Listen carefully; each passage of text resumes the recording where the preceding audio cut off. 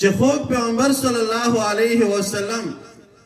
احادیثو کې بخاری شریف دلته پروت دی پدا کې شتا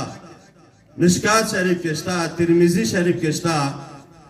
پیغمبر علیه الصلاۃ والسلام فرمایي کانت بنو اسرائیل تسوسهم الانبیاء او بن اسرائیل چې داغو سیاست په انبیاءو کولو کلما هلك نبی خلفه اخر کله به چې یو نبی وفات شو بل نبی به کولو او پیغمبر علیه الصلاۃ والسلام فرمایي ولا نبی بعدی فسيكون الخلفاء فيكثرون امون ورستو بل نبی نرسی نو مو خلیفګان دا به د سیاست کوي اوس د پیغمبر خلیفہ او د پیغمبر وارث څوک دی جواب وکاو څوک دی علماء اوس د پیغمبر دا حدیث او عالم په محراب باندې وی په منبر باندې وی نو مو خلک نه ګټنې پر ترشي کوي چې ما د سیاست ګوره مغرب دا سوچ دا